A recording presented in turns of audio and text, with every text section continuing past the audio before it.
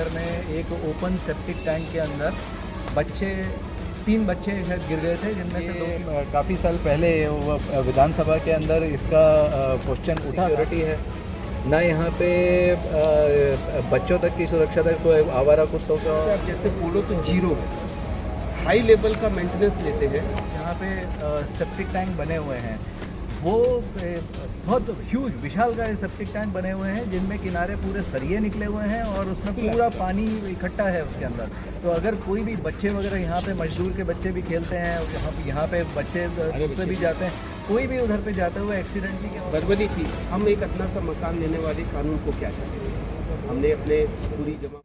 हर इंसान चाहता है उसका एक आदत आशियाना हो, और उस आशियाने को बनाने के लिए लोग अपने जीवन भर की पूंजी लगाते हैं और अपना घर बनाते हैं। आज उस घर के पीछे तरह तरह की समस्याएं पैदा हो रही है। ये लोग खड़े हैं, हम खड़े भी आनंदम विला आवासीय कॉलोनी में। यहाँ पर समस्याएं तमाम तरह की हैं। यहाँ पर लोगों को मूलभूत सुविधाएं नहीं मिल पा रही, जबकि दावे आधुनिक सुविधाओं के किए गए थे। हमारे साथ यहाँ के कथित अध्यक्ष कह सकते हैं, अभी तो अध्यक्ष आपको माना भी नहीं गया है, कथित अध्यक्ष आप मौजूद हैं, इनसे बात करते हैं। क्या नाम है आपका? डॉक्टर रवि मलिक। मैं यहाँ पे 2030 से रह रहा हूँ और 2022 में ये आनंदम विला आवासीय सहकारी समिति मर्यादित का गठन हुआ था, और उसमें मेरे को इलेक्शन के जो हुआ था उस प्रोसेस में मुझे अध्यक्ष बनाया गया था। तब से मैं इसका कार्यभार संभाल रहा हूँ। किस तरीके की समस्याएं हो रही हैं यहाँ पर? सबसे पहले तो जो रेसिडेंट वेलफेयर सोसाइटी को जो हैंडओवर मिलना चाहिए था सोसाइटी के कॉमन एरियाज़ और एमिनिटीज़ का, वो आज तक नहीं मिल पाया है। उसी के लिए हमारी सबसे पहले लड़ाई शुरू हुई, और सबका यही मकसद रहता है कि कॉलोनी का मेंटेनेंस वगैरह जो है वो अच्छे तरीके से होए, जिससे जितने रेसिडेंट्स अपने यहाँ पे रह रहे हैं वो कंफर्टेबली रह पाएँ। कितना मेंटेनेंस देना पड़ता है? मेंटेनेंस आप ये समझ लीजिए, जो ये रेट जो अभी बिल्डर ले रहा है वो ₹1.75 पर स्क्वायर फीट के हिसाब से ले रहा है, बिल्डअप का, प्लॉट का नहीं, बिल्डअप का। तो अब जिसका एरिया जितना है उसके हिसाब से उसने कैलकुलेशंस किया हुआ है ऑन एन एवरेज। जितने शुल्क लिए जा रहे हैं, क्या उस तरीके की सुविधाएं मिल पा रही हैं? नहीं, जितना हम लोग दे रहे हैं उतनी सुविधाएं तो उसके हिसाब से बिल्कुल नहीं मिल पा रही हैं, और इसके पीछे हम लोग का ऑब्जेक्शन भी है कि जो सुविधाएं जितना जिस तरह का अमाउंट लिया जा रहा था उसके हिसाब से, उसके अनुपात में ना तो सिक्योरिटी है, ना यहाँ पे बच्चों तक की सुरक्षा तक, कोई आवारा कुत्तों का, इन सब के बहुत समस्या है।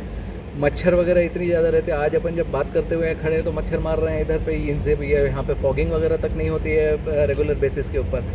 अभी तो पिछले कुछ महीनों से पानी की विकराल समस्या आ गई। जो बिल्डर ने जो हमारे को प्रॉमिस किया था 24/7 365 वाटर सप्लाई प्रेशर पंप के थ्रू, और उसी तरह से विला का डिज़ाइन किया हुआ था। इन विला का जो ओरिजिनल डिज़ाइन था उसके अंदर कहीं पानी की टंकी नहीं दी गई थी, और पानी जो है एक पोर्टेबल वाटर का सोर्स उसने प्रॉमिस किया था। दूसरा, उसने फ्लशिंग वगैरह के लिए और गाड़ी धोने के लिए एसटीपी के थ्रू पुनर्चक्रण करके जो पानी आता है, रिसाइकल्ड वाटर देने का किया हुआ था। उसी हिसाब से पाइपलाइन लेआउट भी है इधर पे, लेकिन एसटीपी प्लांट तो कभी बना नहीं, रिसाइकल वाटर हमको मिला नहीं। जो पोर्टेबल वाटर मिल रहा था पहले 24/7 पिछले 6 महीने पहले तक, आजकल अब वो रिड्यूस होके 2 घंटे सवेरे 2 घंटे शाम को मिलता है, जिसको आपको हम लोग ने जिसके मजबूर होके अपने घरों के ऊपर हमने टंकियां लगाई, जिसमें अब हम लोग पानी इकट्ठा करते हैं, जिससे कि दिन भर हमारा काम चले। शिकायत को लेकर कहीं शिकायत की इसकी मामले को लेकर? जी, इसकी शिकायत हमने हर स्तर के ऊपर करी है। हमने हमारा रेरा में भी केस हमारा चल रहा है बिल्डर के ऊपर, नगर निगम नगर पालिका वगैरह में भी हमने इन सब चीज़ों के लिए शिकायत करी है। रेरा ने हमको 2023 में रेरा का डिसीजन आया था, जिसमें उसने बिल्डर को डायरेक्ट किया था कि उसको अपने कॉमन एरियाज़ जो है हमको हैंडओवर कर दें, लेकिन उसके बावजूद भी बिल्डर ने नहीं किया, जिसके बाद हमने फिर से एग्जीक्यूशन में लगाया। एग्जीक्यूशन में लगाने के बावजूद भी उसके बाद कुछ उसकी शर्तें ऐसी रहीं जिसके कारण कि वो एग्जीक्यूशन भी 1 साल तक हमारी कोशिश के बावजूद भी हो नहीं पाया। तो अब हम आगे के दूसरे जो विकल्प उसका तलाश रहे हैं कि आगे हम लोग को क्या करना है। तो अल्टीमेटली अभी 3 साल के बाद भी, जब से ये लड़ाई शुरू हुई है, 3 साल के बाद भी स्थिति वहीं की वहीं है। ये कितना बड़ा प्रोजेक्ट है? ये कितने लोग यहाँ रहवासी लोग हैं, कितने लोग रह रहे हैं यहाँ पर? हमारा प्रोजेक्ट जो है वो लगभग 70 एकड़ का हमारा ये प्रोजेक्ट है, जिसमें हम अभी खड़े हुए हैं। इसका नाम है ये फ़ेज़ 1। इसमें कुछ यहाँ पर लोग मेरे को शिकायत कर रहे थे, ये बता रहे थे कि यहाँ पर फ़ेज़ 1 की जो मेंटेनेंस की सुविधाएं हैं वो फ़ेज़ 2 में फिर दी जा रही है। यहाँ को वो मेंटेनेंस का बजट यहाँ का कहीं और ट्रांसफ़र किया जा रहा है, ऐसा भी कुछ मसला है? बिल्कुल, क्योंकि अभी फ़ेज़ 1 के अंदर तो कहीं अभी किसी ने रहना तक नहीं शुरू किया है। अभी वहाँ पे मकान कुछ बन रहे हैं, कोई वहाँ पे कोई रहवासी है नहीं उधर पे। और जो सबसे आप पहले तो पानी का सोर्स ही देख लीजिए। पानी का सोर्स जो हमारे प्रोजेक्ट के लिए है, उसी से ही दूसरे प्रोजेक्ट को भी पानी दिया जा रहा है। अब इसमें जो प्रोजेक्ट के लिए डेडिकेटेड सुविधाएं रहती हैं, वो तो उसी प्रोजेक्ट को ही इस्तेमाल करनी चाहिए। और कायदे से जब वो उस प्रोजेक्ट का पार्ट होगा, तभी वो कॉमन एमिनिटीज़ जैसे वहाँ के रेसिडेंट्स को मिलेगा। अब हमारे प्रोजेक्ट को मिलने वाली चीज़ अगर दूसरे प्रोजेक्ट को दी जा रही है, तो ये तो बाद में डिस्प्यूट क्रिएट करेगा ही, और रहवासी बेचारे आपस में लड़ेंगे।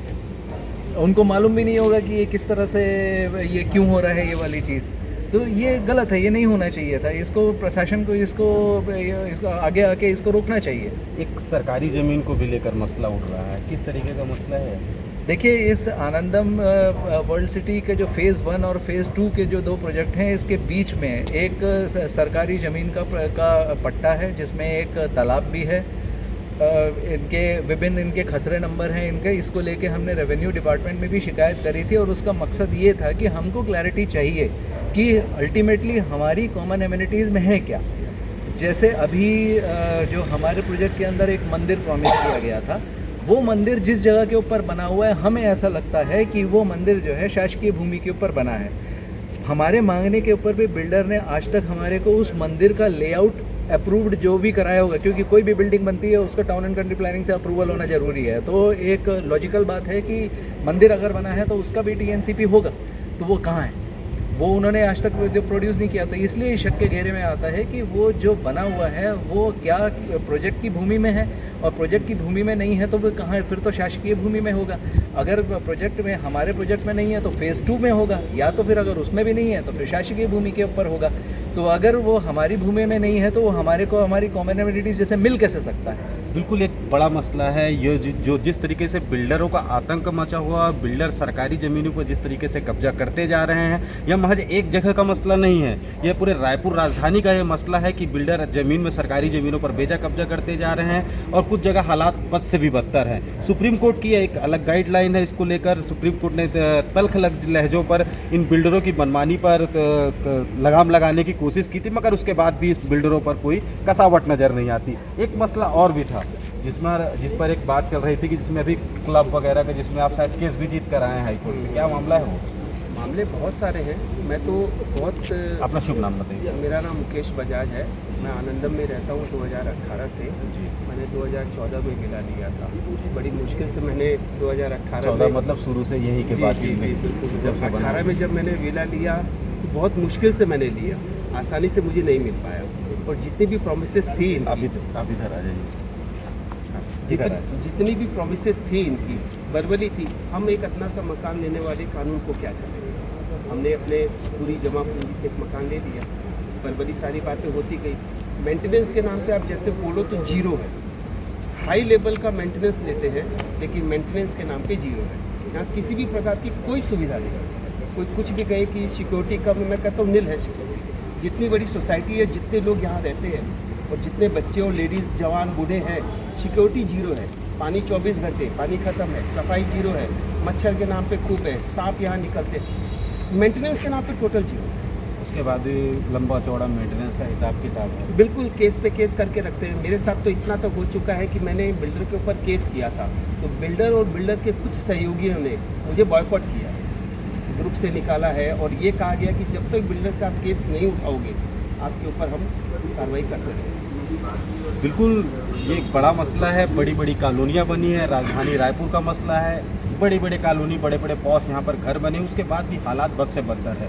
रेरा के अभी चेयरमैन है संजय शुक्ला, निश्चित तौर पर ईमानदार अधिकारी के रूप से जाने जाते हैं। निश्चित तौर पर उन्हें इस मसले पर ध्यान देना चाहिए। यह मामला विधानसभा में भी लग चुका था शायद। विधानसभा में क्वेश्चन ये काफ़ी साल पहले विधानसभा के अंदर इसका क्वेश्चन उठा था और उसके पीछे जो है टाउन एंड कंट्री प्लानिंग वगैरह के अंदर भी इसके बारे में काफ़ी आगे तक प्रोसीडिंग्स बढ़ी थी। उसका हम लोगों ने आरटीआई के माध्यम से हम लोगों ने उसके इन्फॉर्मेशन निकलवाई थी, तो उससे ये जानकारी मिली थी और उसके अंदर पटवारी का प्रतिवेदन आया था कि हाँ ये यहाँ पे कब्जा किया गया है। उसके बाद हमने 2024 में कंप्लेंट करी है। मंदिर का जो मैंने अभी आपको स्टेटस बताया था, ये मंदिर का स्टेटस क्लैरिफाई करने के मकसद से हमने रेवेन्यू डिपार्टमेंट ने जब लगाया तो रेवेन्यू कोर्ट ने पटवारी से प्रतिवेदन जब मांगा तो उसमें भी पटवारी के प्रतिवेदन यही आया है कि कब्जा है और उसके वो वाला केस अभी पेंडिंग है, लंबित है। इवन 2009 वाला जो आपको मैंने बताया वो भी केस अभी तक लंबित है,